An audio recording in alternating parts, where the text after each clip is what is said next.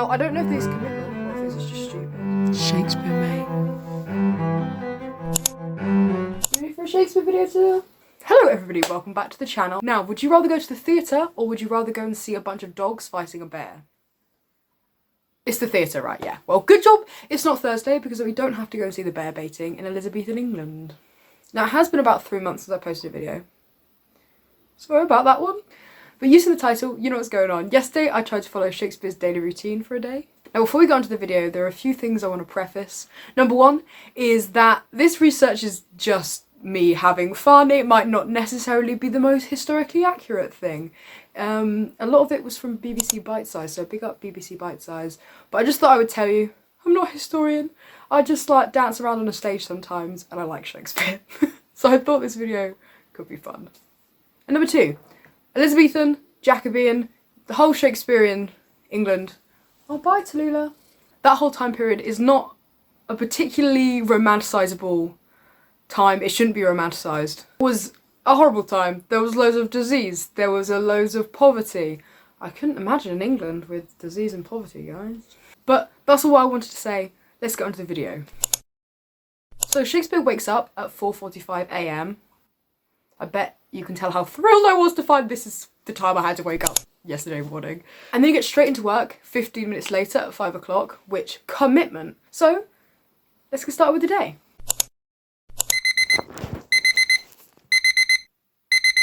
Shakespeare, mate. What is this? I'm awake. I genuinely can't tell how I look right now, but I'm sure it's not great, so sorry about that one. I'm a bit quiet because it is 5 in the morning. Thought I left being up for the sun and winter, to be honest. It's okay, we're up, we're up, we're up, we're up. You get straight to work, so let's get straight to work.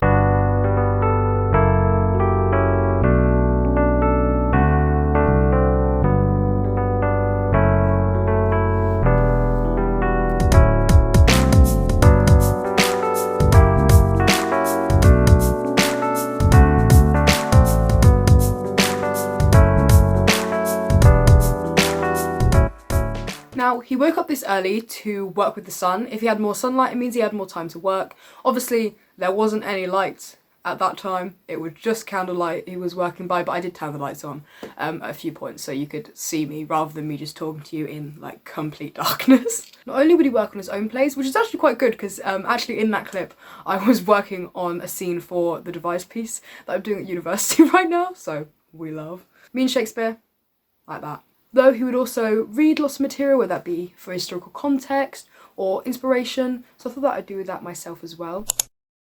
Reading, did somebody say? Get me in. This is the book I'm reading right now, so I'm gonna read for a bit. Nope.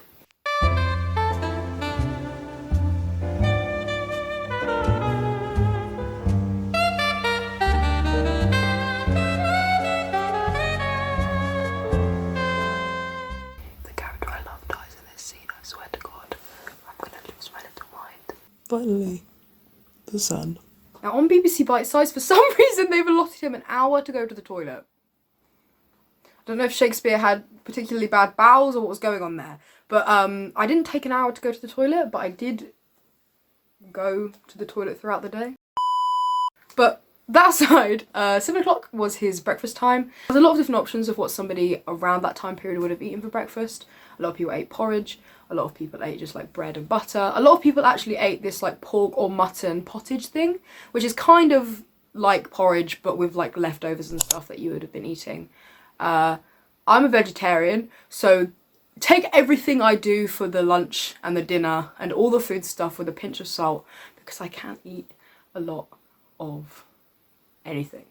Also, they would drink ale or beer with their breakfast because water was kind of an unsafe option at the time. There was loads of parasites and stuff that they couldn't prevent, therefore they decided the best way to combat that would be drinking ale. Which, obviously, I'm not going to do at breakfast.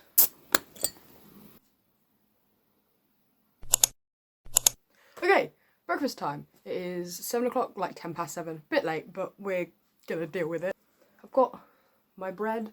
I already ate one Now, I don't know if this is commitment or if this is just stupid.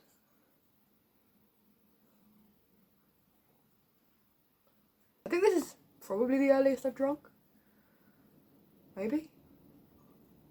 I mean, I drink pretty early on Christmas. I couldn't imagine, like, I love a beer, but I couldn't imagine drinking it instead of water. The percentages were a lot lower, so it means they weren't walking around just pissed out of their faces every day. Although a lot of writers were. Christopher Marlowe, who is known to be quite a drunk of a playwright. I've also got my bread. It's just bread and butter.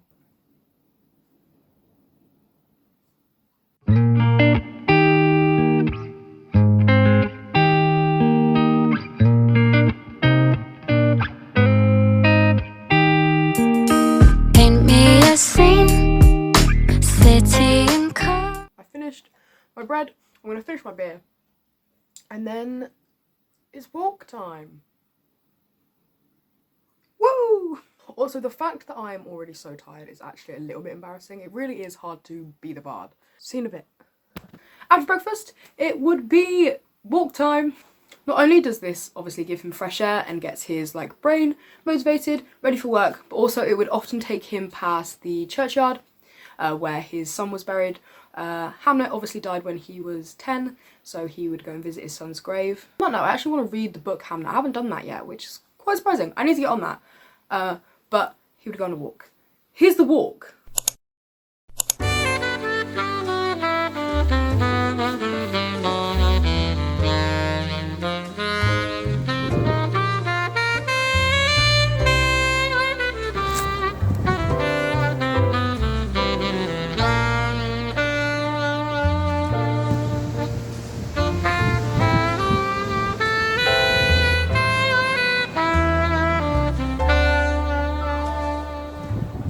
Genuinely just saw like 50 spiders crawl out from that.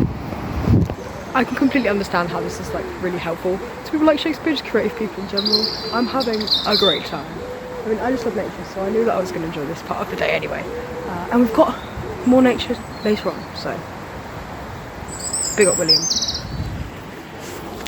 Back at 9 o'clock, and it's time for work again. He worked consecutively for 4 hours, from 9 until 1. His focus must have been immaculate. I could never, will never. Writing for that long, oh, bless you Tallulah. Writing for that long sends me into a spiral of my brain just being static TV. Like imagine if the Teletubbies like tummy was in my head with just static. And then after this, it is lunchtime. Again, my attempt at having an Elizabethan lunch is a little bit pathetic. I literally just had some vegetable soup. Okay, I'm sorry, I'm a failure. But I couldn't really eat anything else. A lot of households would have boiled potatoes, some sort of meat if you were in the financial position to do so. Shakespeare obviously was. A lot of people would classify Shakespeare as middle class or upper middle class in that time period. So bro was doing well. He could afford the meat. He could have meat with his lunch. Now this is actually normally a substantially bigger meal than breakfast. Breakfast wasn't actually the most important meal of the day back then. Shakespeare wouldn't even sometimes come away from his desk at breakfast, so real uni student life. But to make up for my devastatingly bad attempt at this meal, I will give you some Shakespearean food facts. So Shakespeare actually mentions food in every single one of his plays, and this actually depicts something different depending on what they were drinking. Obviously in Hamlet, vinegar is used to like show this like grief and this sorrow and this like melancholy. In the Merry Wives of Windsor, Stendar's refusal to eat anything is often shown to make him dim and really stupid. So there's a lot of different connotations that food has in Shakespeare's plays. But also the historical context around the time. Food was a very important thing. A lot of people were hungry. A lot of people had scarce food. There were about 40 food riots from 1586 to 1631. At 2:40, he would go and check on his farm. Shakespeare owned a lot of farmland. I was very happy when I found this out because I'm a proud Devonian. So again, me and Shakespeare. Although this isn't a particularly fun part of his life because there was a lot of controversy surrounding it. Ooh. In 98, Shakespeare was actually prosecuted for hoarding grain. He did all sorts of stuff like tax evasion, blah, blah, blah, blah. It's also speculated that if somebody was going to go hungry, he wasn't going to let them starve. He was lenient with his hoarding, I guess. Still, hoarding grain during like a food famine. No, no, no, no. Again, can't imagine in England where people take more than what they need so then other people don't get it from the stores. This nation never learns, apparently.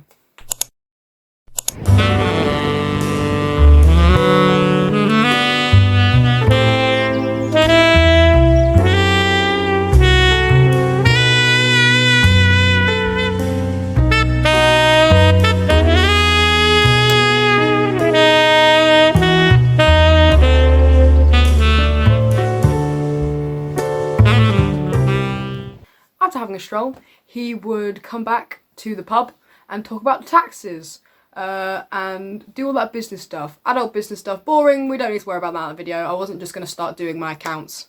Not that I need to do them at the moment. Anyway, I didn't go to the pub today, but here's a few pictures of me at the pub in other times so you can imagine me going to the pub. Then at around 6 o'clock, he would have dinner. Again, my food in this video is a bit of a pathetic attempt. We did have some boiled potatoes and boiled vegetables though, which would have been there. So, but again, to make up for that, I'm going to tell you some fun Shakespearean food facts. Something I found really interesting is that swan you could eat back then. Also, it wasn't something just like pushed aside for rich people because there were a lot of swans on the Thames. So it wasn't necessarily a rich food, whereas now I would very much consider swan a rich food because, you know, only the Queen is allowed to kill a swan. Oh, the Queen. Only the King can kill a swan. A lot of poor families would go for food like mutton as well. Shakespeare, he could afford pretty much what meat he wanted. Obviously, he used to play in the royal court. James VI, James I of England, 6th of Scotland, was a patron of Shakespeare's theatre company. So he was doing pretty well. Then, 7 o'clock, it's time for fun and games. Woo! Shakespeare was a massive cards and board game fan. My family play a lot of cards in the evening anyway, so this wasn't particularly different for me. But we did play a game of backgammon, which was really nice. I had to remind myself how to play it because it's been a while since I've played really any board games. I don't really play board games at uni. Normally play just card games. And by card games, I mean drinking card games. Woo! Shot, shot, shot, shot.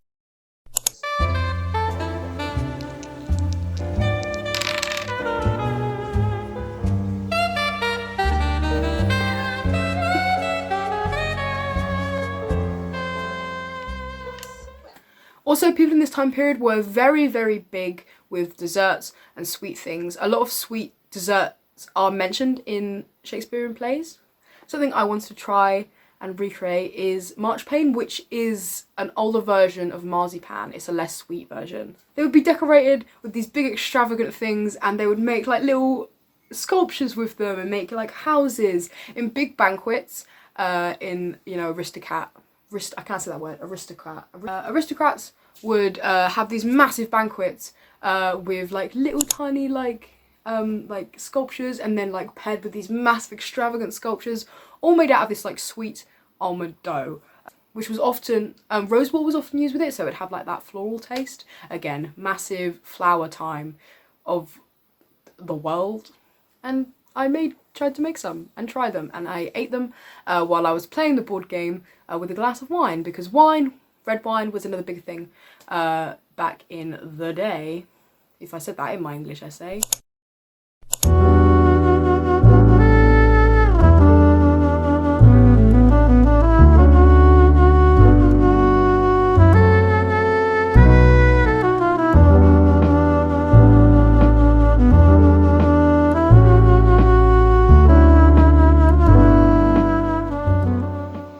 After all of that, it is time for poetry writing. So he had to find some time in the day for that. It's also very much speculated that the publication of Shakespeare's sonnets wasn't actually his decision, and that he didn't want them out in the public. So, bit of a rip there, to be honest.